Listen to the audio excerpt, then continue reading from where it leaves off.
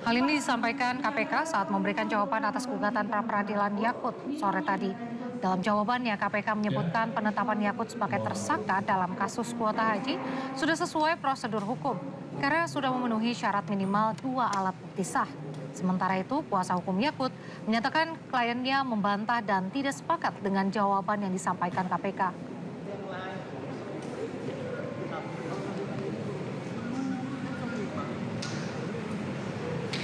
Mereka sampaikan bahwa mereka mengacu kepada KUHP lama sehingga menjadi pembenaran terkait dengan surat penetapan yang tidak diserahkan, kemudian pasalnya yang masih menggunakan pasal 2 dan pasal 3 Undang-Undang Tipikor dan pasal 55 KUHP lama, semestinya kan itu sudah dicabut ya. Kami ingin tunjukkan bahwa ada surat panggilan dari KPK yang mereka justru sudah mengacu kepada KUHP baru ya. Di sini disampaikan bahwa berdasarkan pasal 143 huruf D Undang-Undang Nomor 20 Tahun 2025 tentang KUHP, saksi berhak dan lain sebagainya. Jadi mereka tidak konsisten. Di satu sisi mereka menggunakan bahwa proses hukum ini menggunakan KUHP dan KUHP lama. Tetapi di sisi yang lain mereka menggunakan KUHP dan KUHP yang baru. Nah, kalau kita lihat di dalam surat pemberitahuan penetapan itu pun mereka mencantumkan secara jelas di dalam dasar penetapan ya. Di situ mereka sebutkan ada KUHP baru dan ada KUHP lama. Ada KUHP baru dan ada.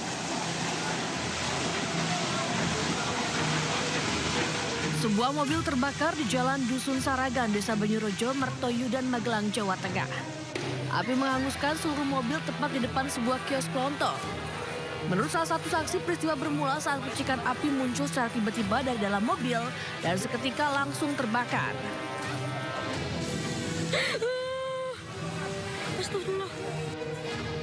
Akibatnya 3 orang termasuk penumpang mengalami luka bakar. Di sini sedang ngatur parkir toh, tapi langsung melihat mobil sama orangnya kebakar. Yang pertama mobil keluar dari dalam itu percikan api, terus orang dari dalam kios keluar itu udah langsung kebakar. Untuk tindakan kepolisian yang dilakukan, petugas melaksanakan evakuasi terhadap korban dan langsung membawa ke rumah sakit terdekat. Kemudian yang kedua, petugas melaksanakan koordinasi dengan instansi terkait, yaitu Damkar, untuk melakukan pemadaman terhadap tempat yang terbakar. Untuk memadamkan api, petugas pemadam kebakaran menerjunkan 4 unit mobil pemadam kebakaran. Dalam waktu 30 menit, api berhasil dipadamkan. Sementara penyebab kebakaran masih diselidiki polisi. Dari Magelang, Jawa Tengah, Puji Hartono, iNews melaporkan.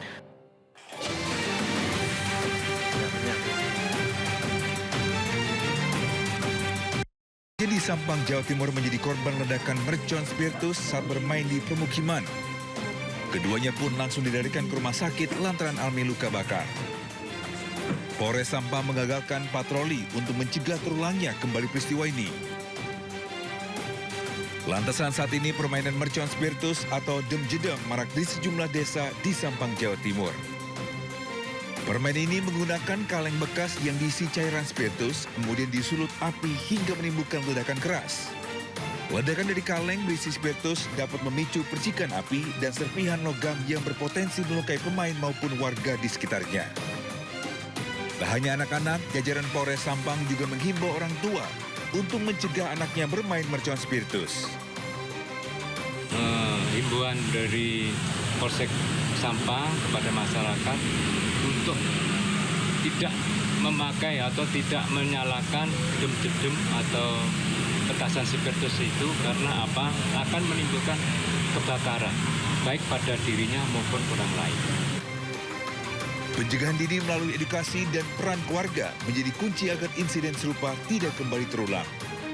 Dari Sampang, Jawa Timur, Fathur Rahman, iNews melaporkan. Akibat curah hujan yang cukup tinggi di kawasan lereng Gunung Merapi, Sungai Sendowo di Magelang, Jawa Tengah diterjang banjir lahar dingin. Sejumlah fasilitas umum rusak, 1 orang meninggal dunia. Aliran Sungai Sendowo Magelang meluap usai diterjang banjir lahar dingin Gunung Merapi. Beberapa warung rusak dan jembatan antar desa terputus akibat terendam lahar dingin. Dalam peristiwa ini, 1 orang warga meninggal dunia, sementara 6 lainnya luka-luka. Sedangkan 4 orang jadi korban banjir lahar belum teridentifikasi.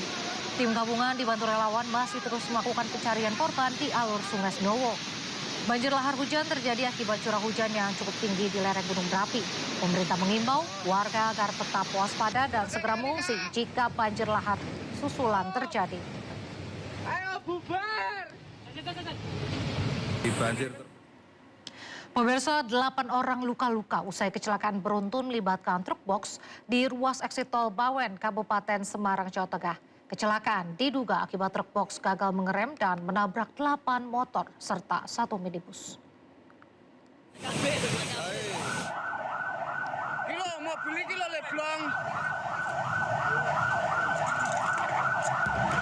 Video amatir warga merekam detik-detik usai kecelakaan beruntun di eksit tol Bawen Selasa malam.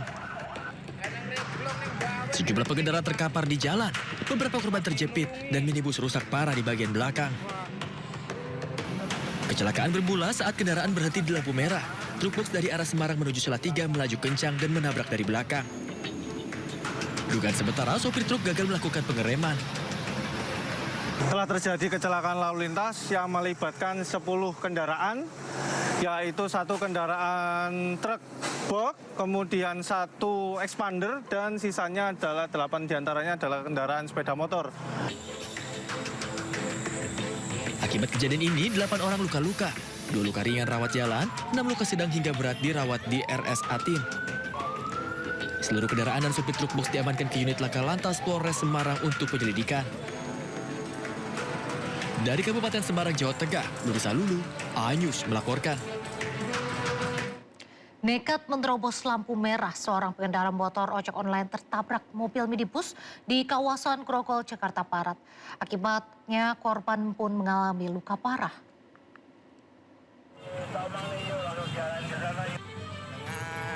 Sebuah mobil minibus yang melaju kencang menabrak seorang pengendara motor ojek online yang menerobos lampu merah di perempatan Grogol, Jakarta Barat. Akibatnya mobil minibus alami kerusakan pada bagian depan, sementara pengemudi motor ojek online luka parah. Petugas kepolisian bersama warga segera mengevakuasi korban ke rumah sakit. Lanjut yang dari arah Grogol itu lampu merah. Tiba-tiba motor mungkin ada buru-buru, mau langsung nyerobot lampu merah, putar balik arah ke Satria.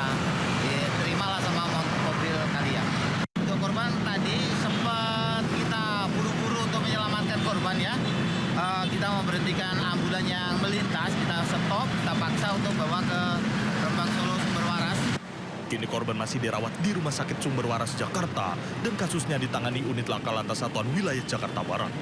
Dari Jakarta, Miftahul Ghani melaporkan. Mobil minibus terbalik usai menabrak trotoar SPBU di Jalan Raya Sragen Ngawi di Sragen, Jawa Tengah. Akibatnya 7 orang terluka. Inilah detik-detik kecelakaan minibus yang melaju kencang hingga terbalik dan menabrak operator SPBU, dispenser, hingga pengendara motor yang sedang mengisi BBM di Dukuh Pedakan, Sragen. Minibus diduga hilang kendali saat menyalip dump truck hingga menabrak trotoar SPBU.